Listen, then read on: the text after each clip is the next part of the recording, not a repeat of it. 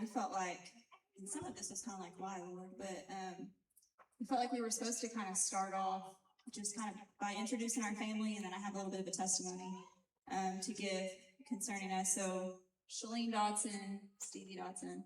I know we show up here periodically and speak to the church, and everyone's like, who are they? Yeah, that's true.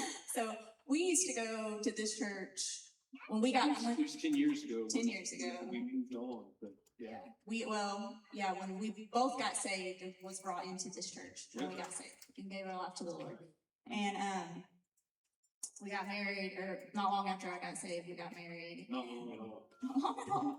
And I'll speak into that in just a second. We have 5 amazing children, and oldest is Isaiah, he's 13. Sai is 11. Ezra is 8, and we have twin girls that are 5. They're about to be 6, and I have to tell that because they want me to. Eden and Hope. And we are just excited that the Lord has brought us back here. Yeah. We are, we know some of y'all still from that time when we, were babies. I was 18. I was a month from being 19 when we got married. And Stevie's a few years older than me. And it's the craziest story. When I was 14 years old, so I grew up in the church. My mom was in the church. My dad was not. She got saved when I was like 4. And she had a total turnaround in her life. And my dad was like, who is this person? And I lived in a very chaos household for a very long time. My dad gave his life to the Lord how long ago?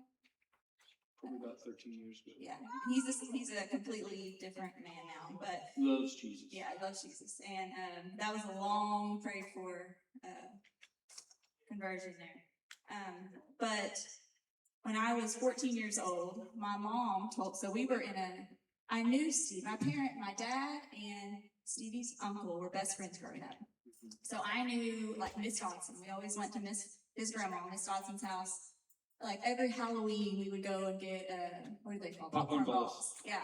And so I knew her growing up. I didn't know Stevie from Adam, but we were at church, a different church than this one time that my mom was ministering in, and she would sing on the worship team, and Stevie just happened to be there that day, and I was 14, and after service, she's walking around the kitchen, she's all happy and singing. I was like, what's wrong with you? And she was like, the Lord told me who you're going to marry today.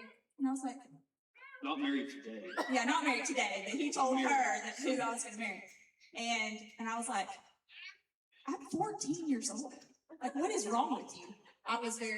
And she was like, well, he told me you're going to marry Stevie one day. And I was like, okay, at the time, I'm 14, he's like 20. Which is a weird thing. It's weird, yes. We're just throwing that out there. This is very weird. So that happened.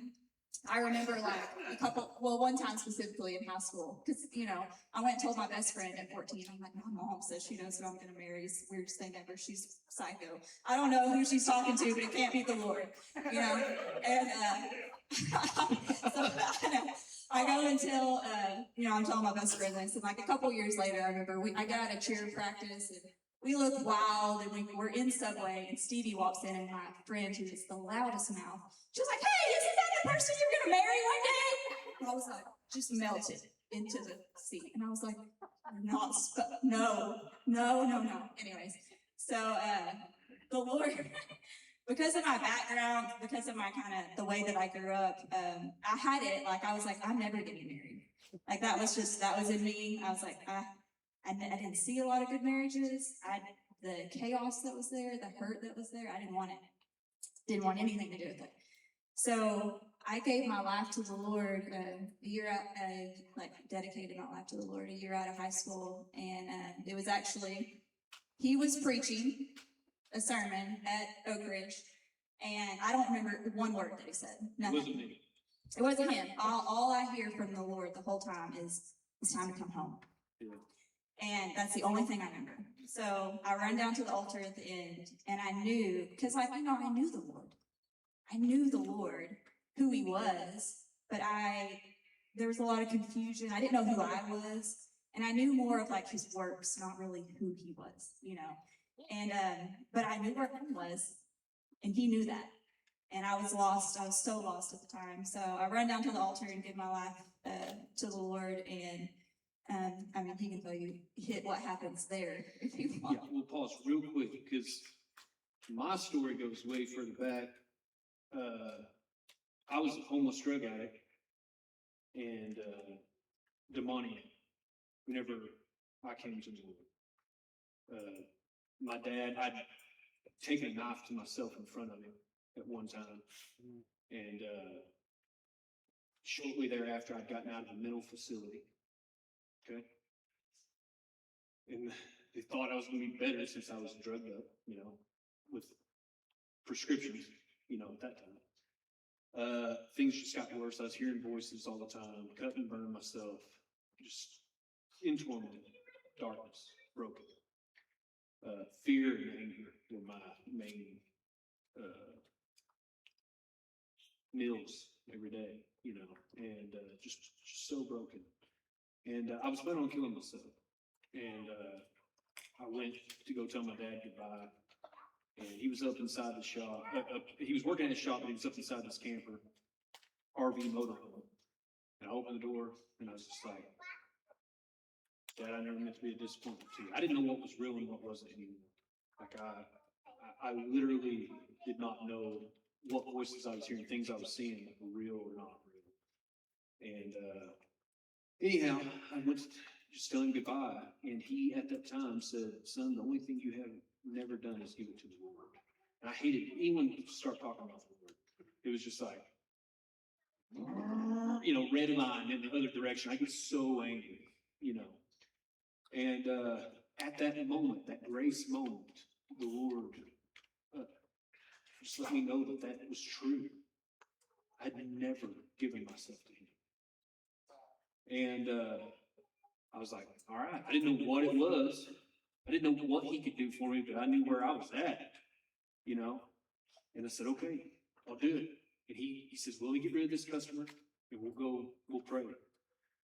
And I was like, okay, as soon as he shuts the door of that camper, you guys know the choir, the song, like it's old classical, it's like dun dun dun dun dun dun dun dun dun dun dun dun dun. It was like that choir was saying it's too late. It's too late in my head. Like just turned all the way up, borderline 11, spinal tap.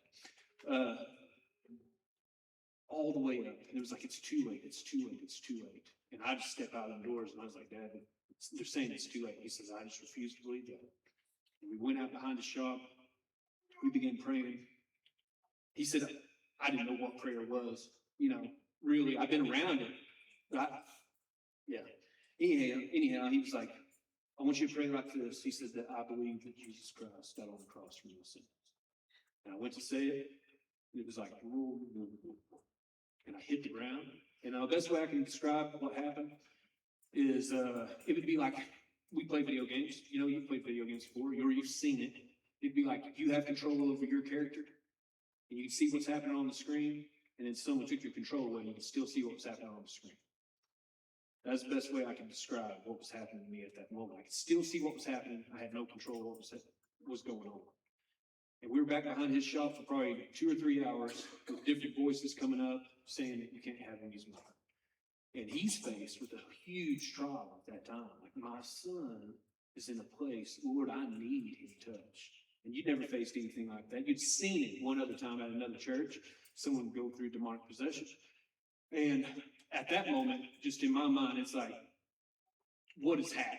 You know, all these things for years, since I was 12, 13, I was writing about these things that were inside of me, the voices in my head, all this different stuff going on. And people try to explain away, you know. It was like the light was on. This was happening. Like, I didn't know, this goes further than what I expected.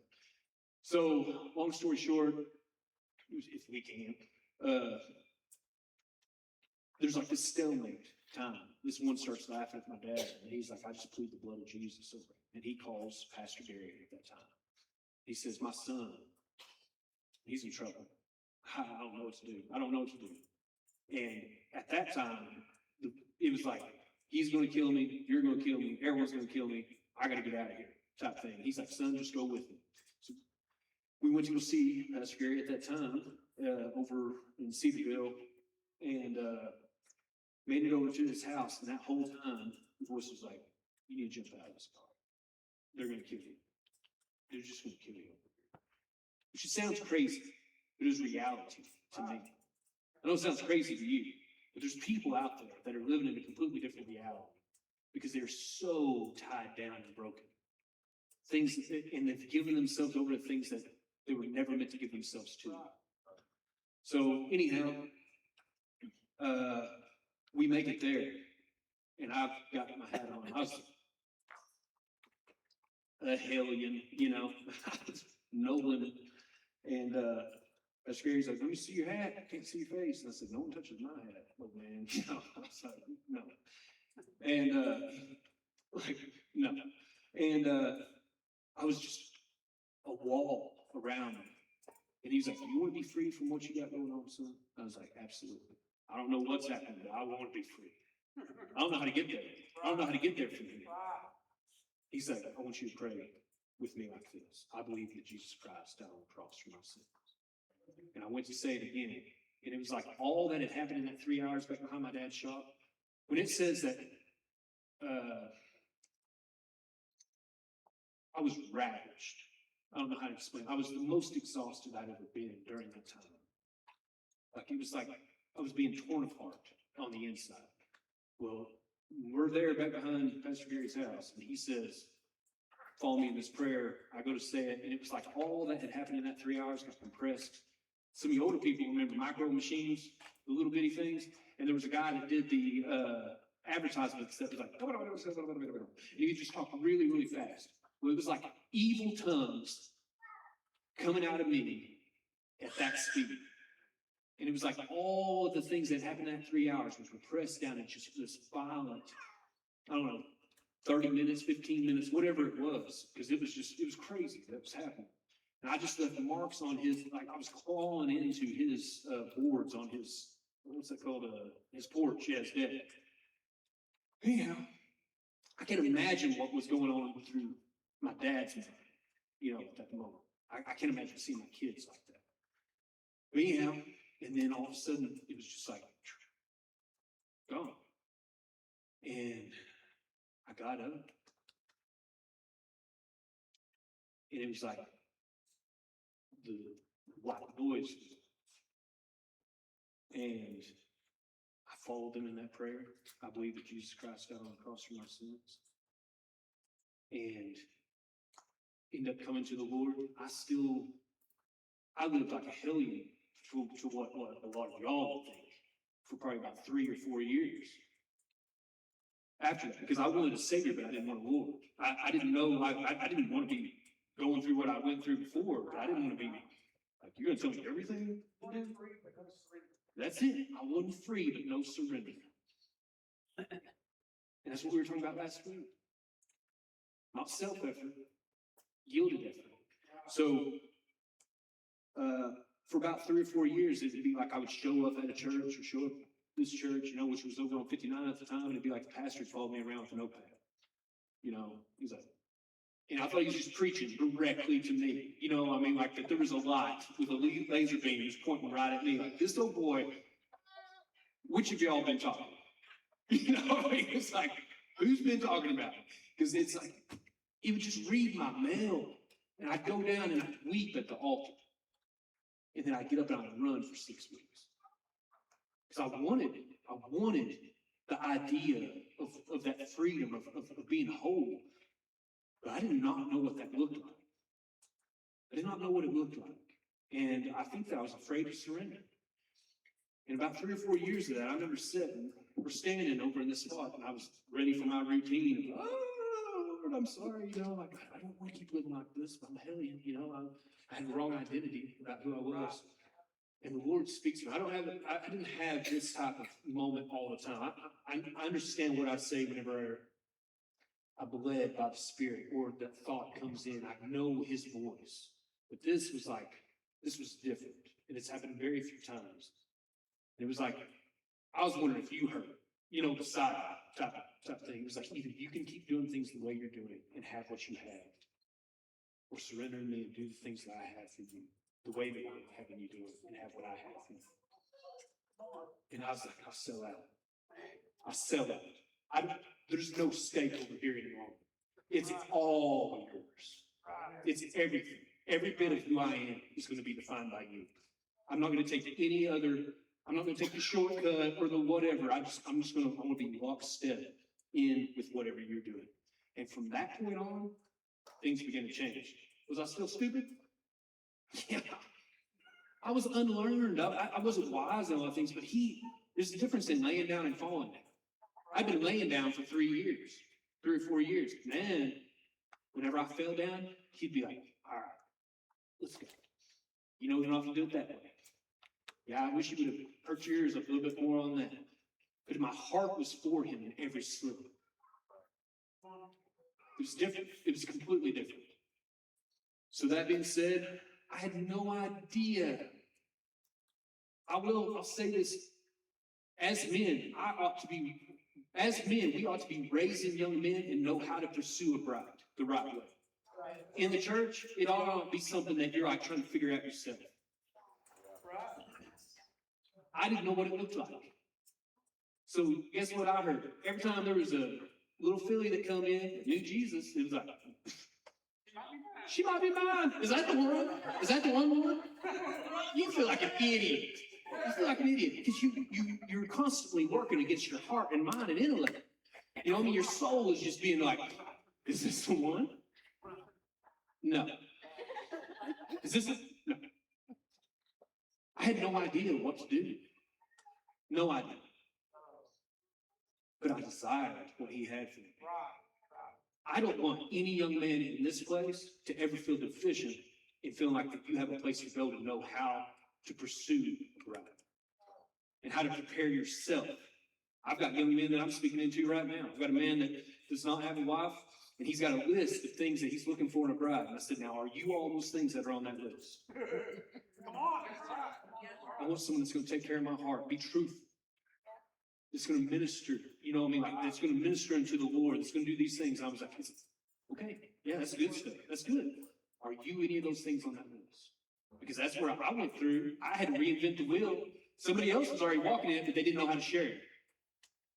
They did not know how to share it with me. So, and men, I'll say this. When you're not confident about who you are, you're not going to share it. That's what happens.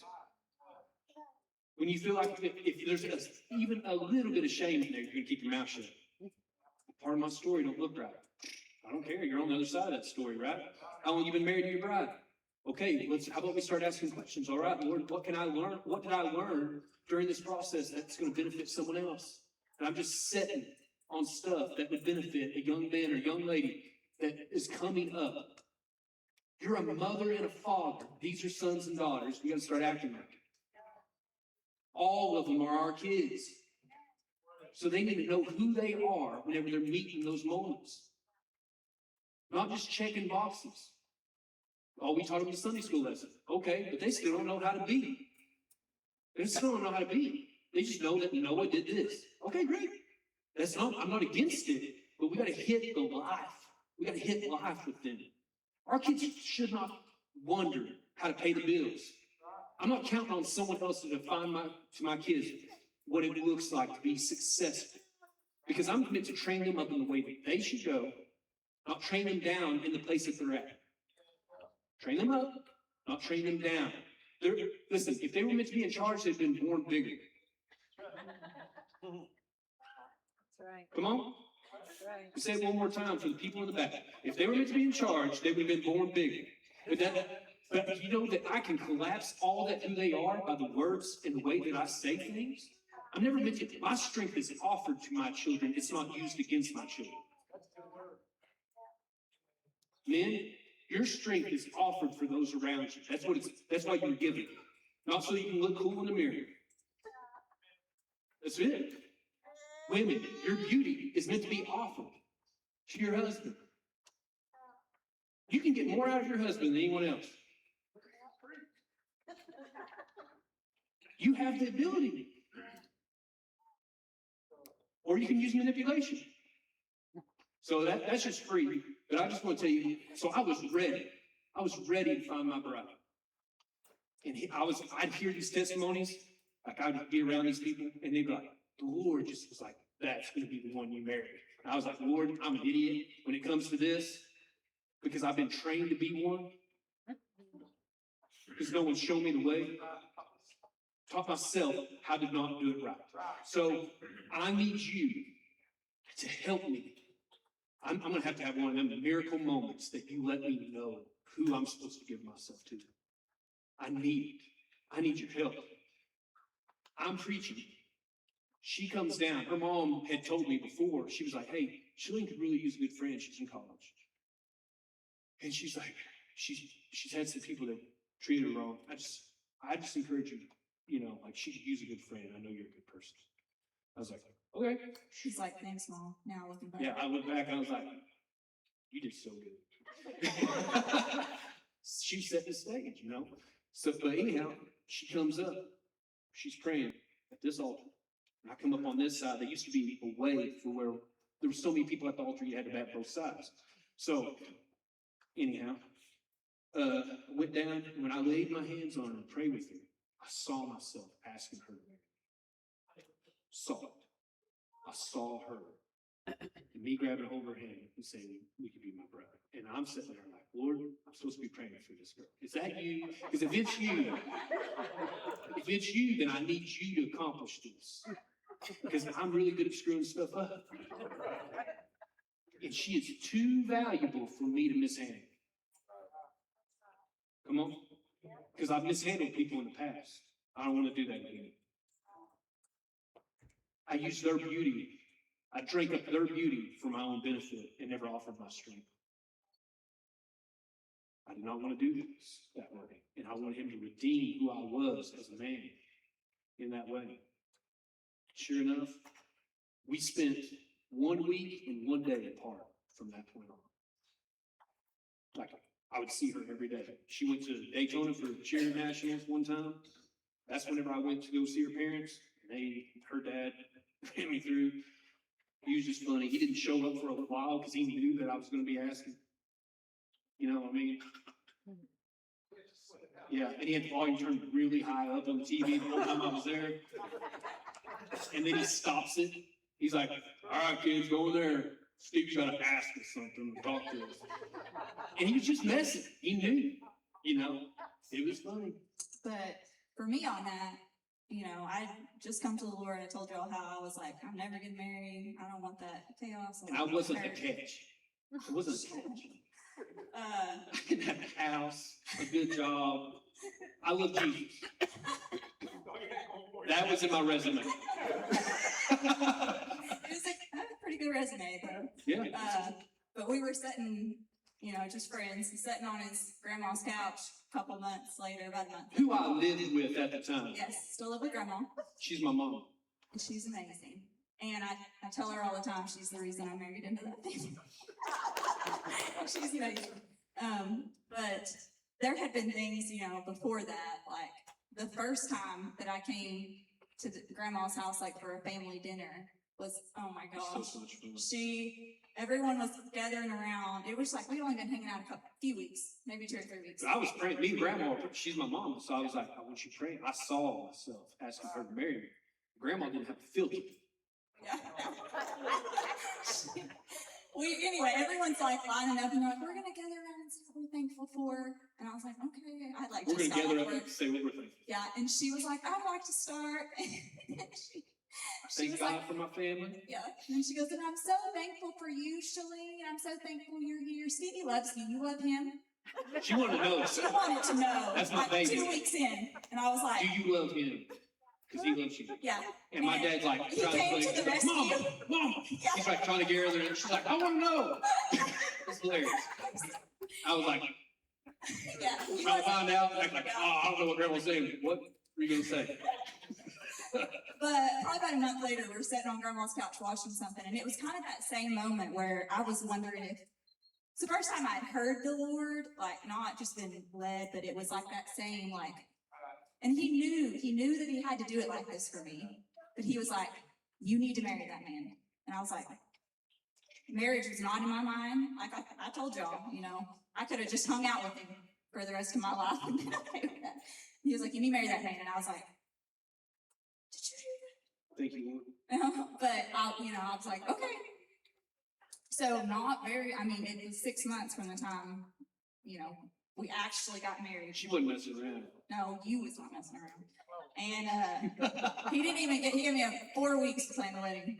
Yeah. And so anyways, it wasn't long. We were married. We loved each other. Obviously, we were young and dumb, but we loved the Lord and we loved each other. And it was a few years in when we we came to this huge, I'm sure everyone else seen it, where we were like, we suck at this. Like, we really suck at this. There's something going on. It's not supposed to look like this. It's supposed to be, ought to be fun.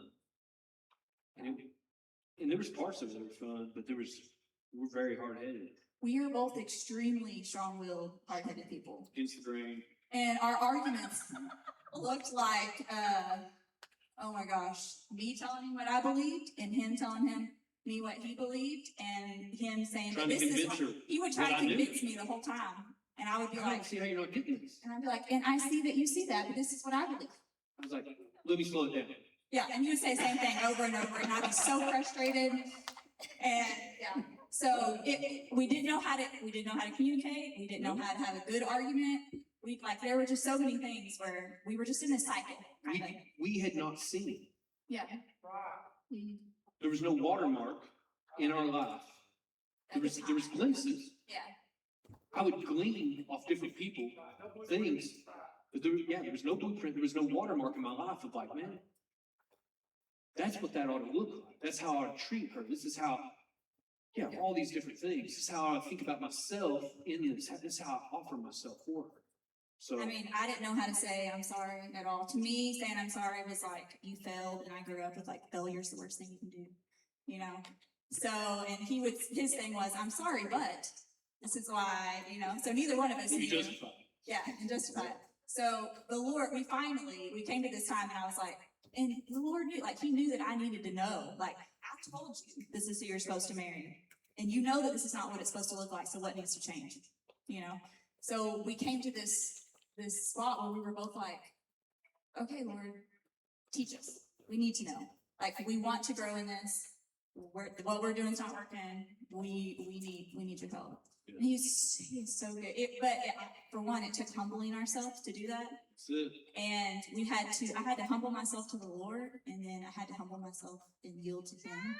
And that was very hard for me. It took me a long time to really learn how to do that. I think, I grew up hearing, don't depend on anyone, and take care of yourself, don't depend on anyone. So even though I had entered into this marriage with him, I was like, yeah, I love you, this is great, but I'll never open up enough where I actually need you, because I got to protect myself.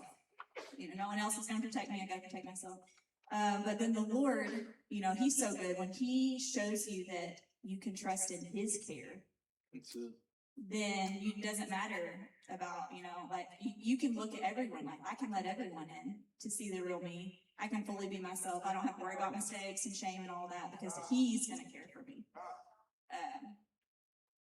So today is, I don't really, like I said, the Lord, we knew that he wanted us to share all of that. Yeah, we want you to know who we are a little Yeah. bit. And there's a lot more to the story, Oh, yeah. but we are about families. That's the first thing that God created together. He created all the heavens and earth, but the first thing that he put together was the family, not the church. Church is made up of families. Yeah. Right? And so whenever the family is strong, the church is strong. The nation is strong. The world's strong. Our community is strong. All these different things. Whenever identity and family. And so that's what we're about. We want you all to know that we're in your corner. We are about seeing families transformed.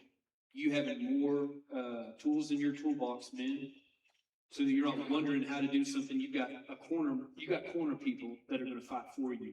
They're going to be there during your fight, not try to take your punch for you.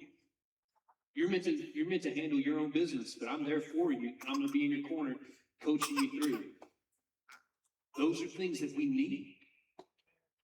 We need to be mothers and fathers to one another, sisters and brothers, in a way that we actually care about one another. This life is a lot sweeter when we do that. It's a lot sweeter. So, that being said, all the things that we've talked about is a form of worship. Yeah. We're testifying about what the Lord did. That's worship. Offering, worship. Praying for the kids and the teachers, that's a type of worship. Go ahead. What were you gonna say? I was just gonna say today that the Lord wanted us to talk about, worship. And, we're not, I was kind of asking the Lord, I was like, why is, Andy is the worship pastor here and is up here speaking every time, but the Lord was like, I just feel like we had something very specific to talk about today concerning worship. And, this is the house. This is a family, like we've been talking about. And I think, I've spoken before about coming into the Father's house and how everyone, like, you don't expect all your kids to look and act the same, right? They're not the same person. And they should not, everyone needs to look the same when they worship. When they live, they're not going to be working the same jobs. They don't have the same humor. They don't have the same personalities. Everyone's different. And I remember, like saying before, when you're hanging out at parents' house and someone's doing a cartwheel, which cartwheels are huge in our house, I don't know. Non-stop. It's nonstop cartwheels. But it's like, it's no thing. Like, they're just being themselves, Someone's taking a nap on the couch. No thing. That's just them being themselves, But there is a difference when, let me tell the story of, so like when Grandma comes to our house, who you guys have heard She's about. the matriarch. Grandma, she's the matriarch of the family, and she is she has given herself to her family her whole life. When she comes over to our house, We host for my side of the family sometimes dinners, because she used to be there. yeah, The Lord laid it on our hearts to still facilitate that at times. So she comes over. Go ahead. but when she comes over to the house, when I was asking him about this, he gave me this picture about worship, and all my kids, we run out to meet her. And then, we are bringing her in, and we're very purposeful about our time spent with her. We're not staying on the couch on our phone the whole time. Like, those go up because we are here for presence, right? We don't get to see her all the time. So when she's there, we are here. We want to spend time with Grandma, and also we want to honor her, just for who she is. Like, and it's not like we think that she wouldn't be delighted in us if we were just on the couch and not even. She would still love us. It doesn't change who she is. Yeah, it doesn't. But our heart to her is we want to honor her and her place in the family, and her character. For her character, we want to honor her for her character. And so we purpose certain things, like I want to hear her stories. I want to know how she feels. What's the thing that you like the most when we were eating? How was this experience with you? Tell me what's on your mind. What was it like when you were dating Grandpa? What was it like? Like, we're always asking stories. We want to see her heart in that, Yes. right? And She's the most important person in the room. Yeah. And we let her know it. Yeah. Think about it. She's the most important person in the room, and we let her know it. Now, the transition on that is that you have teenagers come in sometimes. Nothing against, I love teenagers. I was youth pastor for a while. I love them. But sometimes the spotlight is that you're wondering how you look in every situation when you're a teenager, because you're not sure of your identity yet. So it's like everything I wear, everything I do, I just want kind of people just kind of look at me. I don't want to contribute necessarily, but I want you to successfully know that I'm there. Just want to look. I want to show up to family dinner and grace you with my presence. Yeah. And I ain't gonna bring anything. I ain't gonna help clean up, but I'm gonna be there, and you're gonna love it because I'm there. And Grandma's gonna love it that you were there. She is. She's gonna love She's just gonna be like, oh baby, and she's just gonna hug you up and kiss you up and everything, and then you're gonna go on, still being cool, clean your duds up, and everything. Go off to your space. Thanks, Grandma. That's nice. I'm good. I got mine. I got mine. And that's the mentality sometimes. Now, I'm not as good as Jesus is at teaching. He never said, let me tell you what I'm really saying here. But I'm going to help you just for a minute because it's going to help me. We do the same thing. We're not sure of our identity in this place. Sometimes we're so focused on our own story that we forget who the most important person in the room is. We don't know how to give him what is due to him because I'm still worried about giving him money. And whenever you understand that yours is going to be taken care of, whenever you understand who you are in relation to him, then the thing that you're trying to self-effort make happen, that you're so focused on all the extras that you're getting away from the heart of it, that stuff will just be taken care of whenever you just run into your Father's house for him. It's not about where you were or what you're doing or any of those things. He's looking at you as you're his. He just wants you. And we're too concerned about looking holy, or saying the right thing, or doing your ministry, or not. Like, I'm going to show up, but don't ask me anything. You know, I'm not going to contribute. I'm just here. Be happy that I'm here. Okay, I am happy that you're here. He's going to love on you. He's going to love on you either way. But it's more than that. You can have more than that in this relationship, is what we're getting at. Is that this thing is meant to be experienced in him. It's actually supposed to be fun. It can be a great time if you want it to be. But sometimes our attitude keeps us away from what he has for us. I was so angry for so long, I didn't even know what love looked like until he had to convince me that, really, if you would throw off them grave clothes and step into my resurrection, you're going to quit stinking for one. And people are going to want to get close. It's hard to get close when you stink like that, like death. So you guys have been coming into, and I know that this is just a grace that's been on this whole house. Like, how many, raise your hand, if in the past year you feel more beloved by the Father than you ever have? Thank you, Lord.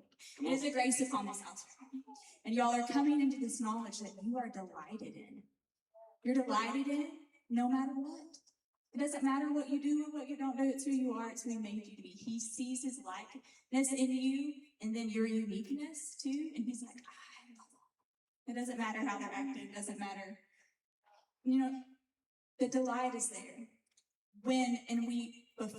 Before we had that knowledge of beloved and being delighted in, you know, we might have worshipped almost like the prophets of Baal, where we are worshiping for attention. We are cutting ourselves. Look at me. I'm going to do more so that you can hear me. Yes. And press in, push harder, hold on, all the things that we've been told before. Yeah. Just go a little further. Yeah, it's crazy. But when you know that you're delighted and you don't have any of that feeling anymore, right? Like, the Lord loves me no matter what I do. I don't have to press in. I don't have to do more. I don't have to check all the right boxes to come into Sunday and worship and be here with my family. I don't have to do any of that. But there is what does honor look like? It has to look like something. And I think the Lord is he wants to teach us a little bit about worship. And then he has some questions for y'all, like just to ask him here in just a bit about honor. So do you want to talk about Yeah. So anytime that the Hebrews were studying scripture, the way in which they studied was the law first mentioned. It was like one of the first things that they did. So if it was prayer, then they would go back to the first time prayer was mentioned in the scriptures, and that kind of defines what prayer is from that point on. That's the foundation. It can expand, it can grow from that place, but that's our working definition that we always, that's our launch pad. So that's why I'm big about teaching my kids about sex, all those things earlier on than what you can give a definition whenever you don't have the heart for them like I do. Because I want Hollywood teaching my kid what that is. Right? I want them in the care of my care, knowing what this means within these bounds. So they have a working definition. Whenever they hear something that's off, it's like, They don't say anything like I know it to be. You know? That doesn't sound right. So, that being said, worship, one of the first places that it's mentioned is Genesis 18, 1-3, where the Lord appeared to Abraham. Well, I'll just read it real quick. The Lord appeared to Abraham at the oaks of Mamre while he was sitting at the entrance of his tent during the heat of the day. He looked up and saw 3 men standing near him. When he saw them, he ran from the entrance of the tent to meet them, bowed down to the ground, and said, "My Lord, I have found favor with you. Please do not go on past your servant." And then right after that, in Genesis 22, it's where Abraham went up to sacrifice Isaac, and he was talking to his servants, and he said, "Stay here. We're going up to worship on the mountain." And so that shakah yeah, means right there, it means to bow, to behold. So it is a bowing down, but for what purpose? To behold. And it's a then type of surrender. it's surrender and yielding. Yeah. Too. So when Abraham was going, and like this whole picture just messes me up. Abraham, the father of our faith, goes up to sacrifice the most precious thing to him.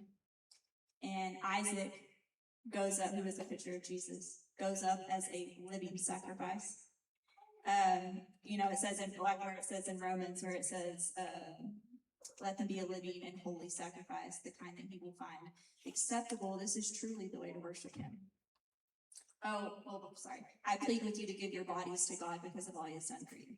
Let them be a living and holy sacrifice, the kind he will find acceptable. This is truly the way to worship him.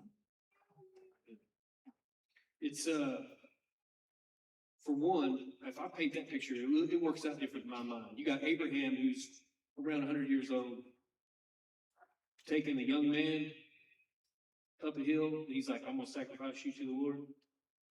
Try it. That's all I'm saying. Like, try it. Any of y'all try to walk me up the mountain and then sacrifice me. You're going to, somebody, we're all going to be bleeding. You know what I mean? We're all going to be bleeding. So, that story always misses, you know, but it is a picture. For one, Abraham says in verse 3, let me look. Verse 3, so Abraham rose early in the morning, this is chapter 22, Genesis, saddled his donkey and took 2 of his young men with him and his son Isaac, and he split the wood for the burnt offering, and then began the trip to the place of which God had told him. God had told him what was going to happen. On the 3rd day, Abraham looked up and saw the place in the distance, and Abraham said to the servants, "Settle down and stay here with the donkey, and I and the young man will go yonder and worship and come again to you." He didn't say, "and I'm returning solo." Isn't that wild? Isn't that wild? Like he told his servants beforehand, "We're going up, we're going to make an offering, we're coming back." But he already knew what the Lord had asked him to do, but he knew the character of the Lord. And the Lord fulfilled all the things that needed to happen. So that being said, that early on we're seeing this shakah. It's like a little guttural sound whenever you're saying the Hebrew word for worship. Okay? And then what accompanies it a lot of times is avad. Avad means come along, it comes alongside of worship, and it literally means to work, labor, and serve. And here's what happens a lot of times for us is we know how to be Marthas and not Marys, and then we justify the labor, the value of the labor, because it's measurable. Okay? Well, I did this, and I did this, and I did this for this many years. And you just played that little violin, that sad song about how much you did for the Lord. I mean, that's what Martha did. That's what she did. You know where her focus was whenever the Lord entered the room? Looking on Mary. You have the Christ in your house, and her focus is on Mary. You have Mary whenever Christ walks in, and her focus is on the Lord. I'm not saying that the service isn't supposed to happen. It is. But it's on his time. Actually, he said that, and I've heard a lot of Marthas say this. They're like, "Well, I'm just a Martha." Okay, but you were meant to be a Mary and then do Martha things whenever he says. We're not supposed to be one or the other. You're not, yes, we can all relate with different things, but you're reading the story wrong. Let me put it another way. Did Jesus say whenever he met his disciples, okay, did he say, go ye therefore, right in that moment? Did he? No, that's at the end of the story. Go therefore into all the world. What's the thing that we most of the time hear? Go therefore. Preach the gospel. Go preach the gospel. The first thing he said to the disciples was follow me. Because to follow him, I was not learning just what Jesus did. I learned how he did everything that he did. The way that he moved amongst the crowd, the way that he was in private, the way that he was with the 2 or 3, and the way that he was with the 70, the way that he was with the thousands. Because when I follow him, then I'm a student of who he is. And they had a way of describing it. It's called walking in the dust of your rabbi. Okay? And the disciple that got to be as close as he could to Jesus, it was the highest honor to have the dust of the rabbi on you as you were walking. Like a little bit of a sprinkle of the dust got on you. Because I was learning the cadence of how he took his steps, the way that he spoke, the way that he blessed, the way that he handled disruptions, the people that weren't honoring, all these different things. I want the dust of the rabbi on me now. Right? And I understand that I'm meant to learn to follow before I go therefore. I'm meant to know how to worship before I start doing all the works. Because sometimes you can busy yourself with works and not know how to come before him in just adoration. You're so busy about your ministry that you don't know how to minister into the Lord. David was a worshiper first, before he was a king. Yeah. And it was his heart of worship that enabled him. Like, what do we remember David from? I mean, it's his worship. Like, yes, he was a good king. I mean, there were some places that he wasn't. But we really remember David from his worship. And we will have a kingdom and things to rule over in this life. But what are we going to be remembered by the Lord for? It's our heart towards him, you know? And No, go ahead. I'm not going to make it awkward. it's already Okay. What we were talking about last week was taking away self-effort, which is religion. That's where there's always a control on everything. Intimacy is meant to be fluid. I find a need that's going on, and I respond to that need with her. I find out what's on her heart, and I respond in that like manner. I'm offering my strength to be able to fit together the life that she deserves. Right? My children, I respond to what they have going on. I'm a steward over that relationship. The same thing, like that intimacy with the Lord, I'm meant to steward that. I'm to steward that. When I feel the Lord leading me, I'm led by his hand in this direction. Like the Lord told me a few years ago to throw my oars away. Be all sails, no oars. Start relying just completely upon his wind. Because you know what will happen? I'll take an oar and I will believe that I'm supposed to be in a spot, and I will work with all my effort to just remain in that one spot. And that wind's not blowing, I'll be like, I'm supposed to be doing something. I'm supposed to be right here. Storm comes, I've got to fight this. I've got to fight this. Make sure I stay right in this spot. And if I really trust, I just open my sails up and I am led by his direction. I have to throw my oar away because oar is all about my control, not his. Is that correct? How many of us have been faced with, like, it's a great metaphor for our whole lives. How many times are you trying to bring it back into your control instead of giving it to him? Right? We're not alone. We do the same things. It looks different, but we're all doing the same things at times. He's asking you to throw your oars away. Quit trying to do more. And start relying on what he's already done and live from that place. I surrender to you. And we talked about the difference between self-effort and yielded effort. And we talked about living in an awareness of the bowl or the birthright. Because bowl is going to feed me for that moment. And whenever I start looking at my birthright, my inheritance, actually it's bigger than inheritance. I told you that Esau's birthright had to do with who he was as a man in his family, had to do with identity. And so he looked at it as common. He profaned it.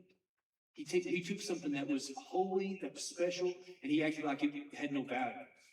How many people, I'm going to witness, that we do that with holy things, special things in our life? We start giving it a different definition. Well, that don't really matter. And then you start treating marriage like that, or a relationship like that. Your spot as a father, a mother, or sister, or brother. It's just like you just turn down the volume on the importance of it in your life because it takes away the responsibility. I heard in a show not too long ago, he says, and it's a Spider-Man show, and he said, you know, we've all heard with great power comes great responsibility. And his response, this guy didn't want any. He said, with no power comes no responsibility. And I said, man, I'll preach. Right when I heard it, I knew it because that's what we do when we don't want any responsibility. I don't want any power because I don't want to have any voice. I don't want to have any type of say in this. Whenever he's wanting you to partner with him in this life, that you actually carry him into the places of darkness all the way around you. And sometimes we're right there in your own house. The light that shines the farthest ought to shine the brightest at home. My wife ought to know what it looks like for me to know Jesus well before you do. My kids ought to know what it looks like for me to know Jesus well before you do. But if I'm ministry-minded instead of ministering-minded, I can be busy about things out here and never taking care of the stuff that needs to take place at home. There's a story of like this evangelist that he did great crusades all over the place. And they're bringing people in, you know, after like meet and greet type thing. And he's like, you know, talking to me. He's like, hey, I mean, who's this little boy? It's his son. That breaks my heart. He didn't even know his own son was being brought before him because he was busy about the ministry.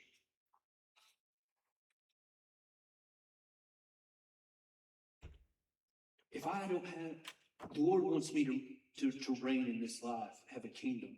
But if I have no one to pass it on to, what good is it? Legacy, and it can look, you don't have to have children to have legacy. It's how you touch it. It's how you touch every single person in your life. You can be a mother and a father whether or not that you gave birth to them or you raised them. You can be a brother and sister to somebody whether or not they don't have any siblings in this life at all. Maybe they have you. So I want y'all to know that you were meant for a birthright, not just to eat up a bowl in a moment. Quit selling it off as no value and start choosing your inheritance, your future, the thing that you were meant to reign in, and start making choices in your life constantly towards that direction. Constantly. Because if I'm just going after my appetite for the moment, my life is going to go in a completely different trajectory. But when I understand that I was built as a father and as a husband, as a son, and if I do those things well, like I train men how to do line work, okay, on power hours. And I'm real with them. I'm like, listen, if I can train you how to be a good man, you'll be a good lineman. It's just going to happen. You can take this, let's say you don't even like messing with 7,620 volts. You don't like messing with that stuff, but when you leave here, you still know how to be a man. You can apply it to wherever you go. Right? That's what we ought to be about. We're raising up men and women so that they know how to reign in this life. And it's whenever I'm in right perspective with him.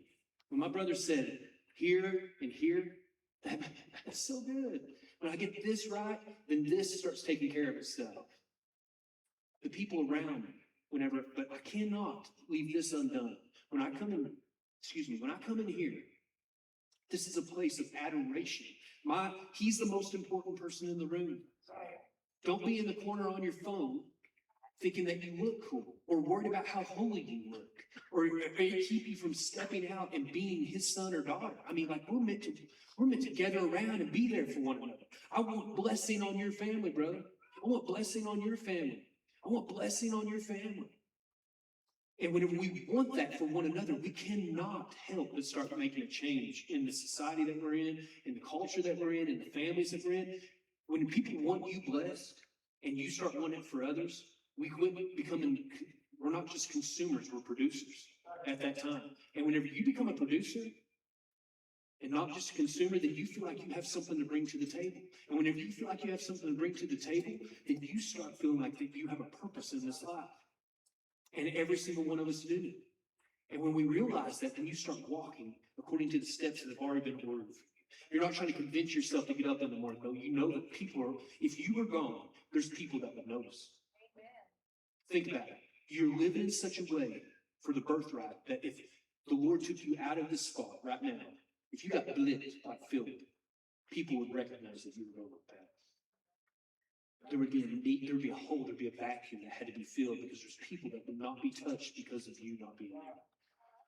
When you live like that, that's the best life. It is so good. It's so good. But it looks like something, and what that something is one word for it is worship. And another word is to bow down, to be bold. Another word is yielding. Another word is surrender. When the Lord really changed our marriage around was when, we came to the Lord and we were humbled. When I say humbled ourselves, we said, you show me what this is supposed to look like. Yeah. We don't know. I need you to show me what this looks like. And then it's a constant yielding to one another. I mean, that's what true relationships are, yielding to one another. And Because I care for her. That's it.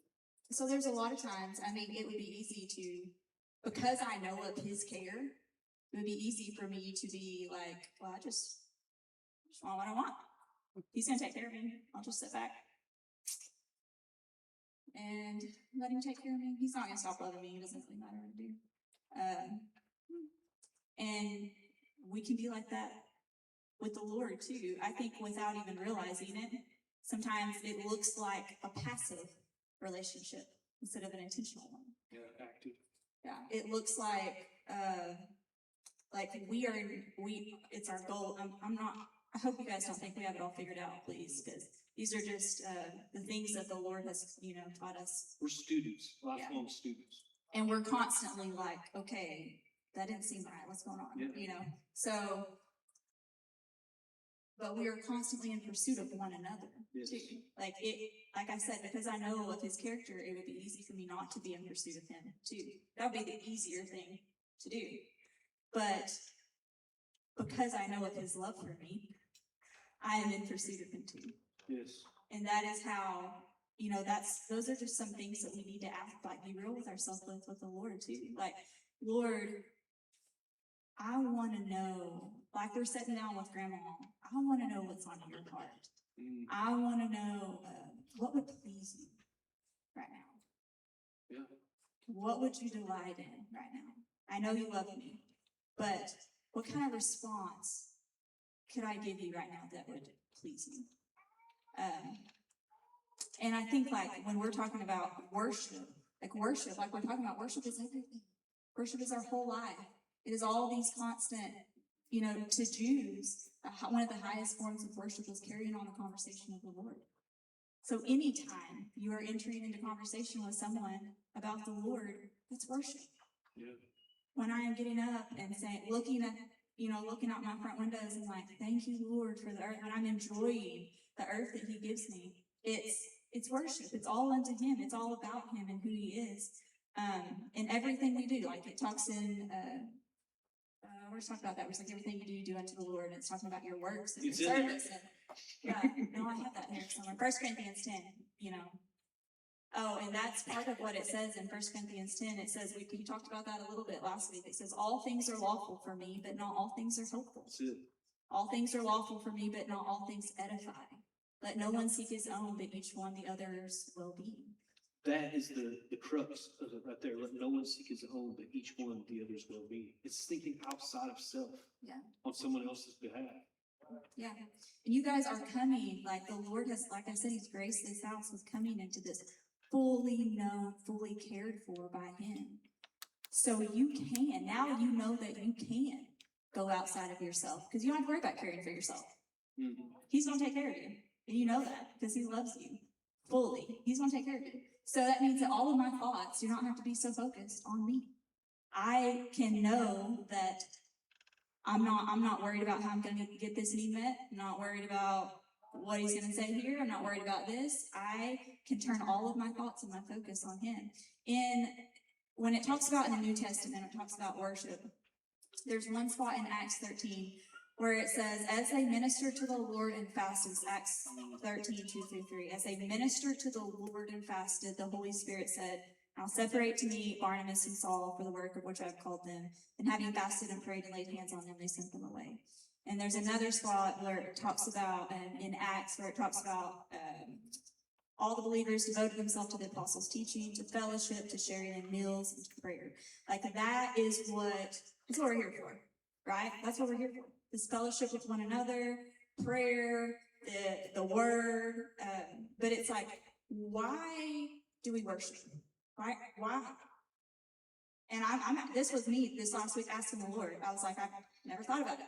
You know, why is that even in our, what's the big, yeah, I mean, I love it. I love it. I love to worship. It's my favorite thing. It's one of my favorite things. But I'm like, why is that even a part of our service? You know? And he was talking to me, and then he brought the story about grandma, about the honoring. It's like, it is opportunity for us to take all of the attention off of ourselves and put it on him and say, when it says that you are worthy of it all, I am always thinking you are worthy of all of my attention. You are worthy of all of my mind. You are worthy of all of my words. You are worthy of, and it's just like, it is, so we get to build him up and show him. It's like, he knows he's Lord. Yeah, he's not waiting for you to raise his banner. No. He For knows like him to be who he is. But you raise his banner higher above every other banner in your life because that is you exalting him. Not that he doesn't have to wait on you to be exalted. You're just participating in that moment. Yeah. Whenever your banner for him is, yeah, that's you. That's you. You're everything. You know? And it is a reminding, it's a reminding ourselves of who he is, what he's done in our life. And it's, it's not the time to come in and be self-serving. That's what the Lord was showing me. It was like, he is with us. He dwells with us constantly, right? We know that. He's with us all the time. He's constantly talking to me about me. He is. It's all like, Because he likes you. because he likes me. Yeah. And so I feel like it's always about me. And there are moments when I'm purposeful and I try to make it where it's not, throughout the week. But I love worship when we get to come in here as a family and say, we know who Dad is. We're going to sing and we're going to remind ourselves who Dad is. We're going to put all of our focus and attention on him and we're going to honor him right now.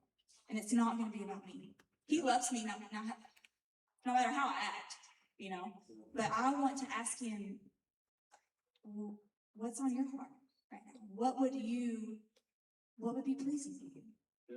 Yeah. There's been times where this are over the past couple years where he's brought these questions to me during worship and I've been asking him, and there's been times where he said, lay down. I want you to yield to me right now.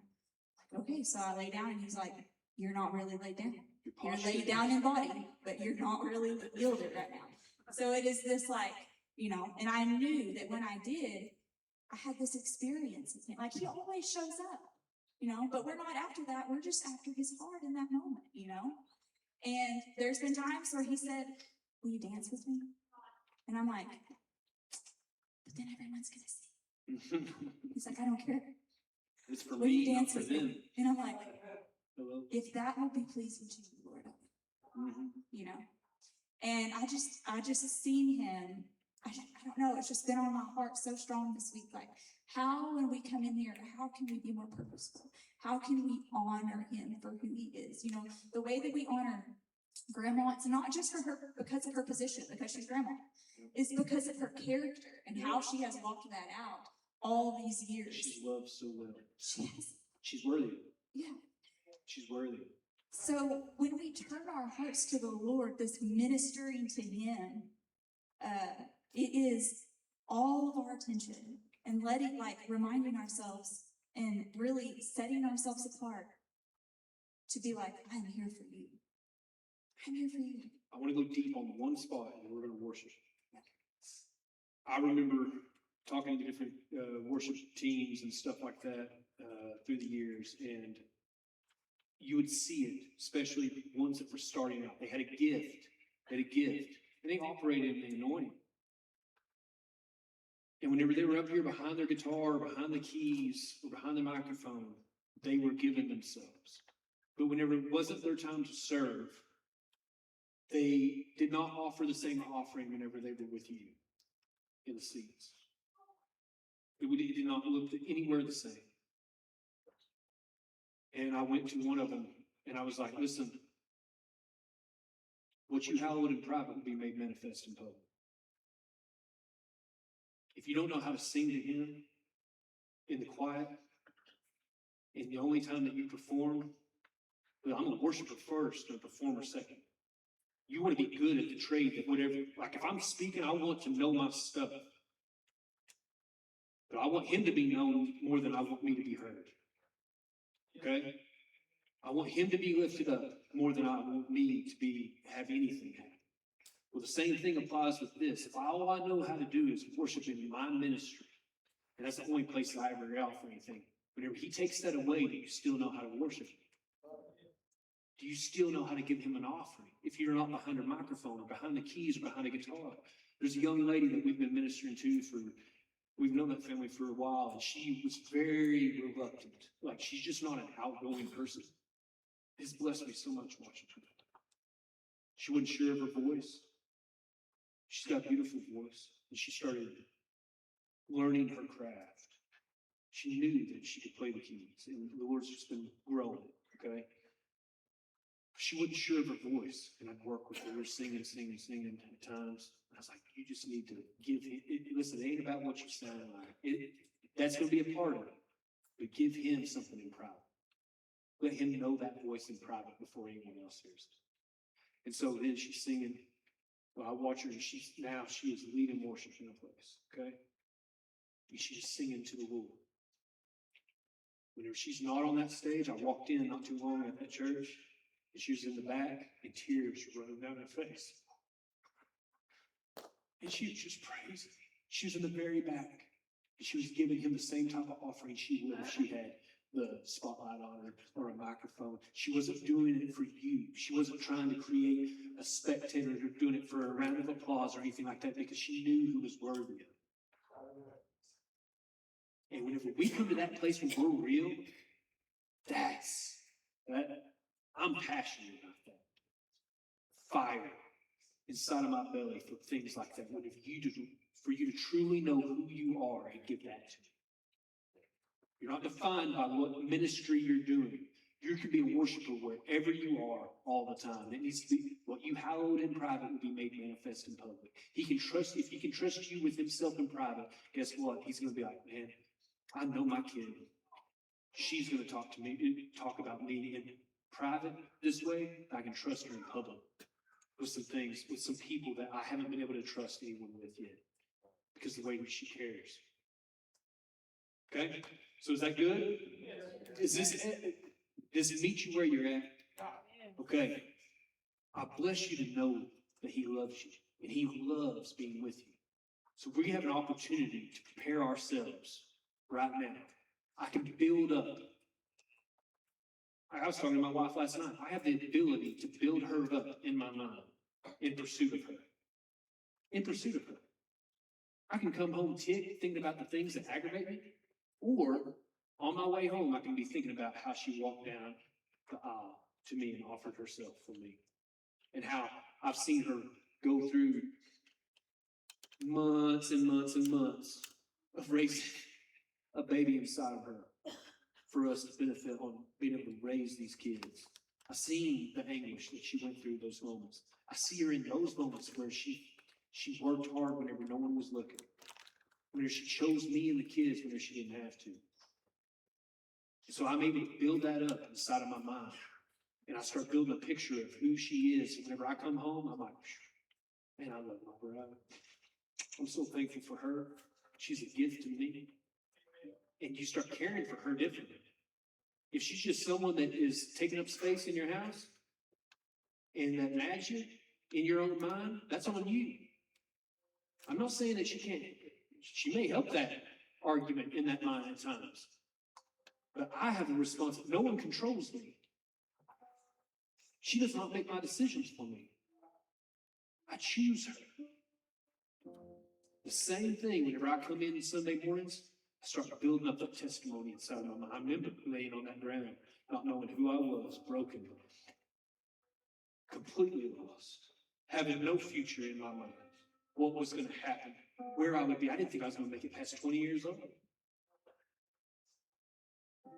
And then he trusted me to be a father and a husband, giving me a prize. This is a gift from God.